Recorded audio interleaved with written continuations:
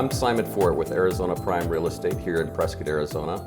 I'm with associate broker Terri Atkins, and we're just going to do a little Q&A about real estate issues today. So one of the things that if you look around in the Prescott area right now, obviously we have some older homes, but there's a lot of new builds coming in. And I kind of want to talk to you about what are the pros and cons of both those types of purchases. First of all, let's take like an established home, something that's already existing. Why buy that over a new home?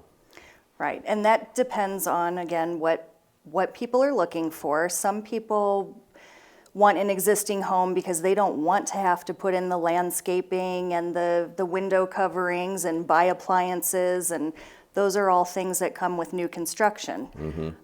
But if you want new construction and you want something brand new that you can mold it to what you want, you can do your own colors and pick everything out, then... That's nice. I mean, because you're getting the home that you want. Right.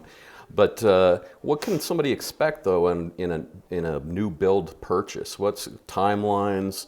What kind of hiccups might you see along the way? And that depends on the builder here, and I've worked with almost all of them. So you can look at anything from 3 months to a year if you're doing a custom build. The subdivisions like Granville and Prescott Lakes, Pronghorn Ranch, they all have new builds going up with different builders, and it's all different. But you were saying, what can you expect? You need to go in and bring your realtor with you. Right. And that's a builder's contract. And I always hit on the fact that you can have representation as a buyer when you're with a builder.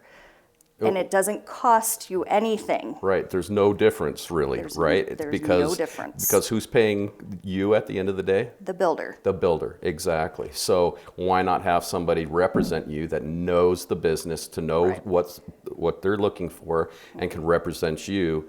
Because the builder is, let's just say they want to represent themselves. Right. And at the end of the day, you have to hold those builders to timelines.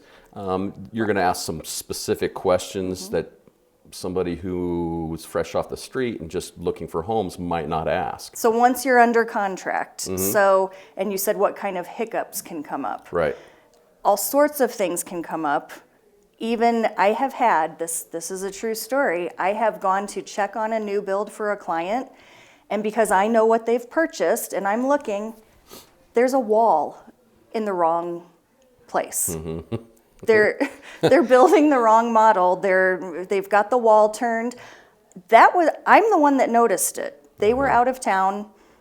So not that doesn't happen all the time, but things happen. And then sometimes they put in the wrong carpet, the wrong roof, so you do have to keep an eye on it, especially when you're buying in these subdivisions that are going up quickly now, and they're building a lot of homes at one time. Yeah, somebody to watch out for your best interests. Right, and it's not a diss on builders, it's just No. they have so much going on at any one time, and they're managing subs and that kind of thing. So and they will absolutely correct it, and they're glad you pointed out. So everything gets taken care of, but it's just things that people don't think about. Right. No, so about how does somebody go about purchasing a new home? Right. And then that depends again. So if you're building like a builder or purchasing a builder spec, you can that's one type of loan. So your loan comes into play here too. If it's a pure construction loan, that's something that is completely different, and we're going to have to arrange that with a lender, and we negotiate that with the builder also, because a lot of builders will say you have to use my lender and you really don't. So you do need somebody to negotiate those things and make sure that your financing is set up. Financing's the big part right up front. I mean, choosing the home's one thing, but making sure that the distribution of the money is going out at the right time, that you're getting the right product for that particular build, that particular buy. So across the board, never walk in without representation on a new purchase. And it does not cost you, and they are not going to add on. People think they're going to add on to the overall cost. No, that money is getting paid out no matter what. So and at the end of the day, you're saying it doesn't cost you any more. It actually might cost you more if you don't go in with representation. Absolutely. Yep. Absolutely. It's the little nuances. It really is. Once you're past financing and what type of home you want, and it's the new construction versus existing is really just about how much you want to do. It's what I tell my clients. Do you want to do landscaping? Do you want to go shopping for appliances? Some people, yes, great. Right. And some people say, no, I want the big trees that are already mature, and yeah. I want everything done. So sometimes it's just really about what you want. We have it all. We'll find them. Yeah, absolutely. Prescott's got a lot to offer. So one way or another, whether it's in the mountains or down in the desert or whatever, we'll find you something. So, and then you have developer land versus private. If you wanted to go out and purchase a piece of property and put a house on it, that's a whole nother deal. That's a whole nother deal. Exactly. So there's lots of different ways to get into a brand new custom house. When you're in a purchase process and you're the seller of a home and somebody comes to you, an offer comes in the door and it's contingent, there's a number of different contingencies. Why as a seller should you maybe this is a red flag, maybe you need to consider it? Right. So it depends. There are different types of contingencies. So even your buyer coming in and they have a loan, that's a contingency, but that's a normal contingency. This is one that we expect. So what we're talking about is the buyer has a contingency to sell their home first before they can close escrow on this home, or they are already in escrow, and that has to close before they can purchase this home. So the first one, where they have to sell their home, when I represent a seller, I mean, ultimately the seller's decision. Absolutely. My advice is no. You're going to sit around and wait for them to sell their house.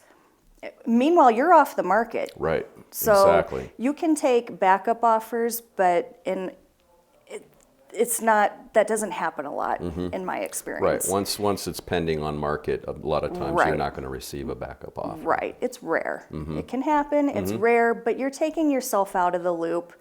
It's just not going to be a strong offer. Right. So. Right. So the other contingent is if somebody has their house in escrow. Explain that. What would you do as a sales agent for representing your seller? What kind of things would you talk to them about? So I still want it to be a strong offer because it's still a big risk. But my first question is, how far into escrow are you? Are you through inspections? Because inspections is usually where things can fall apart. Right, and that's where everything, most of the time, that is almost the ceiling of the purchase. It's not necessarily a guarantee, but after that due diligence period and that inspection period, there's more of a commitment. Right. And so that's more acceptable, but I still want a strong offer because you're still asking my seller to wait, and if it's a domino effect. So if that buyer does something wrong and it falls out of escrow, then we fall out of escrow. It's still a risk. So with a strong offer, it's more I'm willing to do that. Or willing to explain that to my sellers. But when it's not even, when the buyer doesn't even have the house in escrow, which has happened, I just think it's foolish. Well, it's difficult, and you're taking the risk. It's not the buyers necessarily. It's you are taking the risk as the seller of that property. Right. So,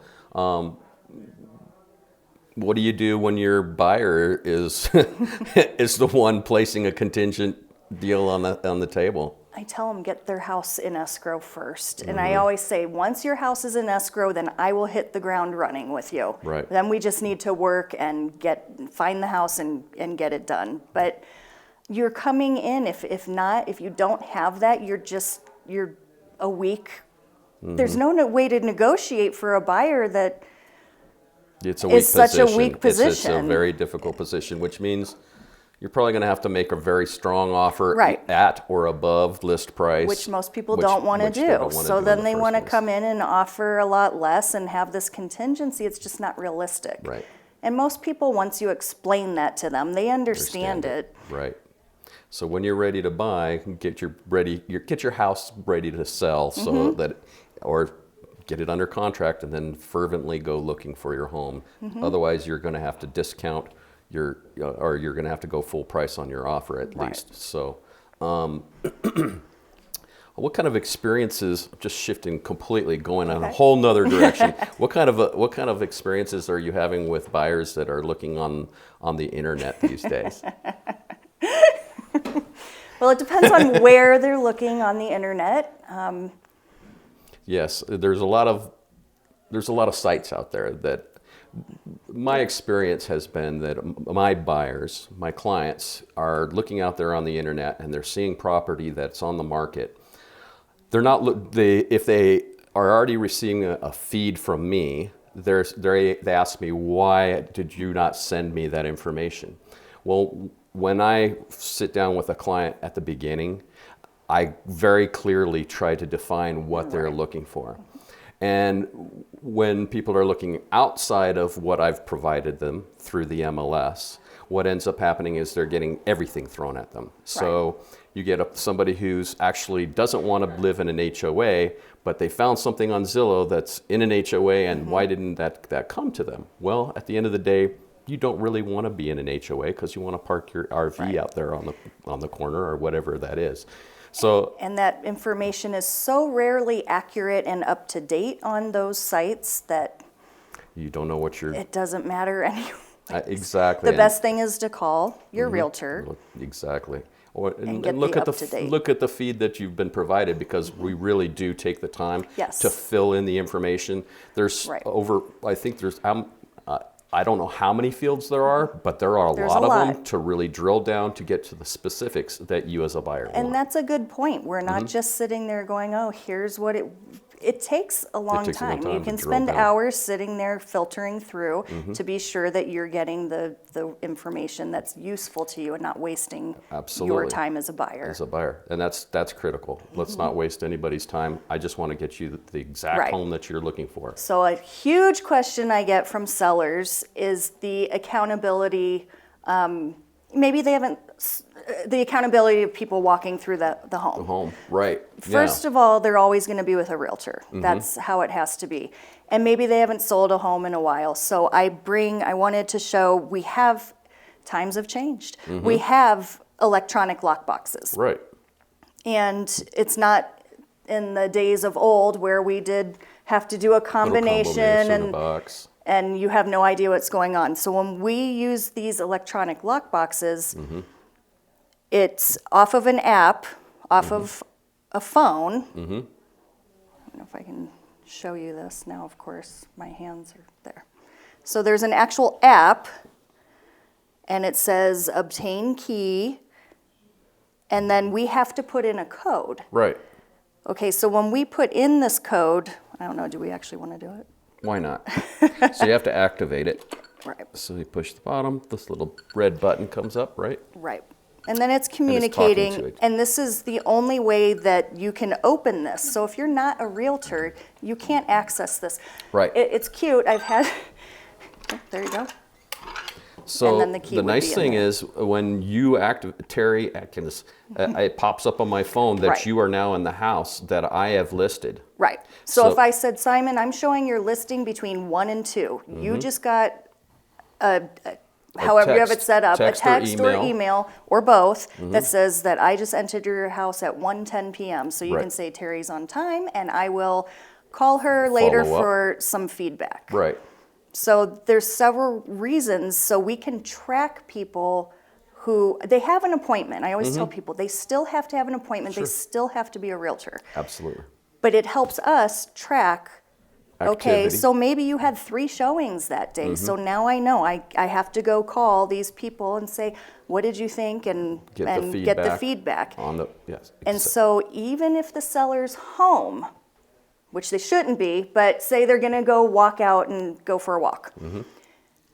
I still tell them, have them activate the lockbox. This is how I keep track, and it's total accountability. So if somebody leaves a door unlocked or a window open or lets the dog out, I know who did it. So Right. No, it's checks and balances. It gives us an opportunity to follow up on a showing, and at the end of the day, the seller is a lot more safe because they're not letting strangers in, and they have to have a real estate license, and you have to be a member of PAR to be able to access these. Right. So we all know each other. Right. And it's great follow up. It's a great tool. Well, thank you, Terri. Thanks for coming in today.